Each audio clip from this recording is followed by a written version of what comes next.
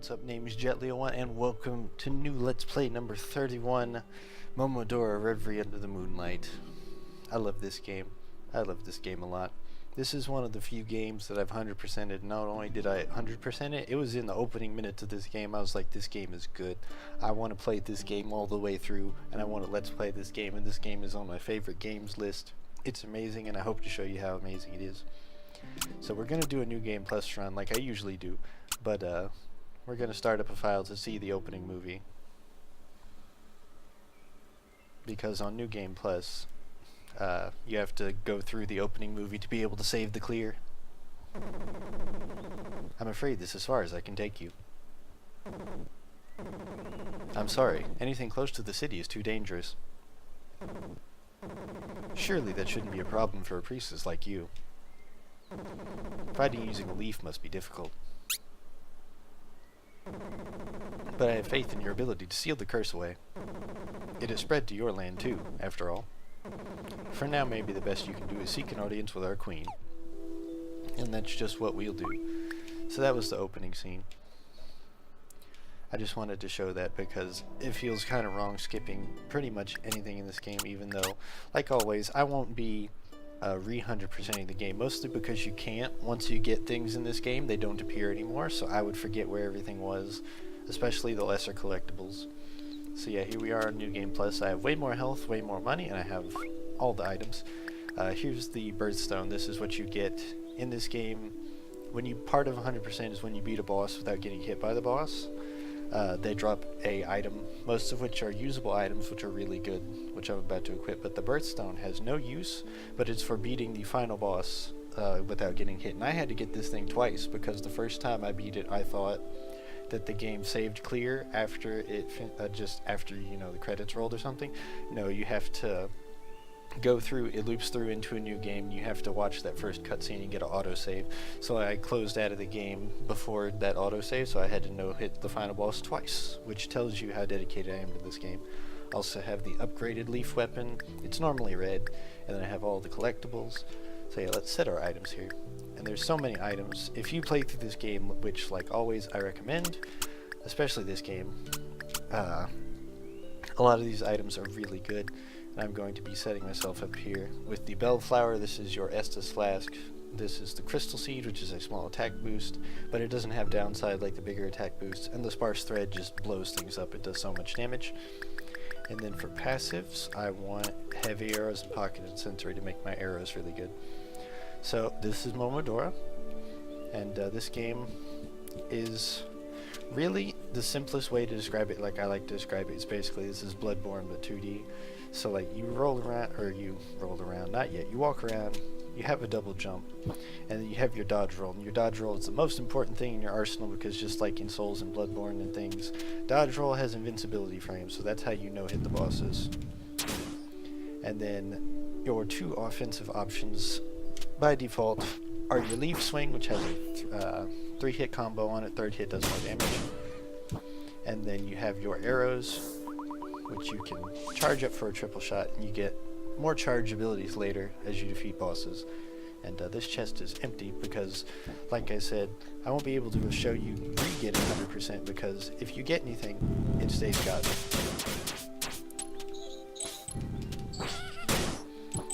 Cool. And then here's where you would normally get your bellflower. You get 3 charges when you first get it, but you can collect other instances of it to upgrade it and get more. I have 10, which is the maximum. Hopefully we won't need too much of it, because I've beaten this game, like I said, and showed, without getting hit by bosses. I even managed to cheat it a little bit and have it count as deathless, because, because I fully reloaded saves instead of just retrying bosses. So yeah, and the story to this game is another reason that it gets compared to Bloodborne, or like I like to compare it to Bloodborne, is because they don't tell you much, you have to intuit it. But unlike those, and hopefully nothing goes wrong with the recording, because the bells are our bonfires, these are our save points. And you can pray at them to save, and then later we'll get the ability to warp between them just like bonfires. But swinging at the bell is your save, so hopefully nothing messes up. Which it really shouldn't. I'm feeling good on this this commentary bit. Usually I feel like I had trouble doing opening episodes, but I think we've got a good one. And just to warn you, you want to be careful on these beginning imps, because they throw poison grenades, and poison in this game is delivered by a cloud, so when you see them throw their grenades, it leaves a cloud. That cloud is what poisons you. So if you walk into it even after the enemy is dead, you can still get poisoned. So first area, nothing too complicated. And it really, I'm kind of making it look a little easier than it is. Like, when I first played through this, I had trouble with this section. Because this game is very hard. That's another place the Bloodborne comparisons come from. And I'm messing up my movement. But it's very hard, and I had trouble. But I have items like the heavy arrows and pocket incensory, which boost damage and boost, yeah, like that guy. You're gonna want to come back here and kill this guy, because if you go up here, there's usually an item that drops or makes enemies drop more money, which is going to be really helpful. And he's usually hard to beat, but I had the arrows to help. But if you want to beat him yourself, because I definitely recommend getting that item, you want to just hang back, charge arrows, and just kind of chip away at him. There we go, hit that. This game is very calm. It's going to be a bit of an odd let's play for me, because usually, like, I play more high-octane games and more action-filled games, and like this game does have a a lot of action. It's a really quiet game, and you really need to think about things while you're playing so that you don't accidentally just destroy yourself. There we go, ahead and use a bellflower. And hello, small friend. No, I'm sorry. You don't want to kill him. He's a little small friend. And he has a shop later in the game if you spare him. Because, yeah, you can just kill him. But you want to spare him, because if you spare him, he has a shop later. That is very helpful. I shouldn't mess with him. I should just leave. There we go. And then here we have a friendly imp. What's good? Oh, I can't talk to her because she has a side quest. She wants an item. I already gave her the item. Okay. Let's see.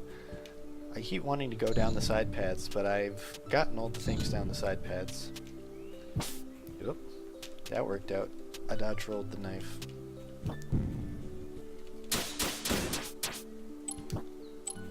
Okay.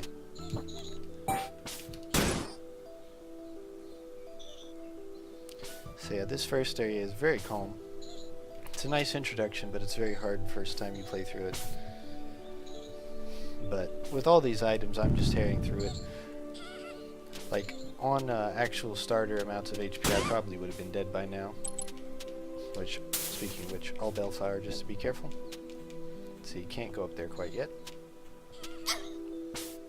Let's see, do I need to... How do I deal with this? There we go.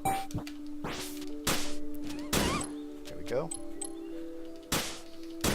Also, one thing that is important to note that is a little broken is that when you hit enemies, they usually have some hit flinch on them with the melee weapon, but with the arrows they don't. However, if you have if you have the pocket incensory, not only do the arrows give the same level of hit stun as the leaf does, they also give extra hit stun to the leaf. So here we are at the first boss. This is, I wanted to say Sorceress Idea, but that's the wrong game. Okay, and I missed that. Her weak point is her tail. And I'm going to still try and no hit. There we go. And that's an ender of no hit runs right there. Is that she puts poison up at the edge of the arena and slowly moves towards you. And that was a pretty easy no hit because I have the boosted arrows. My goal there was to just charge up and try to, as soon as I would have had the arrow charge, just unleash a triple shot into her face. That was how I beat her with no hit on my own file. However, if you can just step back far enough when she does her tail swing and land a triple arrow into her tail, it does loads of damage. So we've cleared the forest, and here's a new friend. And I like how whenever you talk to people, Kaho hops in a predetermined direction. So it's funny because she just hops into him since I came from the left side. Cough. I'm sorry, who are you? I'm Kaho. I see, so you are Kaho, huh? What a unique name. Call me Asgoran. I take it you are unaware of the situation of these lands? Cough. You mentioned your journey brought you here in search of the Queen. If you really intend to continue further into the kingdom of Karst, beware. I guess the presence has been enveloping everything. The sacred grove is one of the few untouched spots. So, yeah. I haven't mentioned the plot yet, really, because it's so Souls-esque, where they don't tell you much, but your name is Kaho, and you are a priestess from a distant land, who has come to this kingdom of Karst to try to ask the Queen what's going on with the curse that has affected your kingdom. However, it's affected hers too. So, Bloodborne comparisons, here we go. Welcome to Karst City. There's even a blood moon in the sky. And I love the ambiance in this place. Also, I do remember one collectible is if you hop down here, you can go over here, and there will be one of the bug collectibles, which there are 20. In here, let's see, that's a bird, they don't attack. But here we come to the shopkeeper.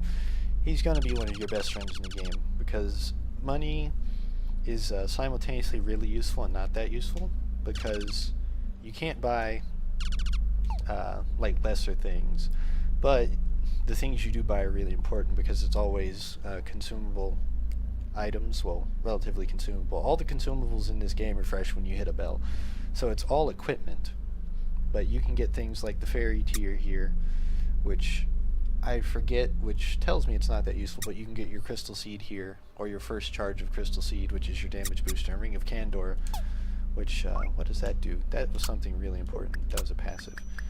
Yeah, emits a sound when near secrecy, so that's really good for finding all the things in the game, if you're looking to 100% it yourself.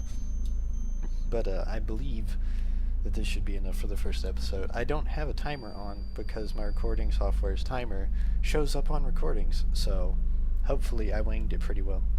But anyways, this has been Gently One. I'll see you next time as we proceed properly into Karst City. See you then.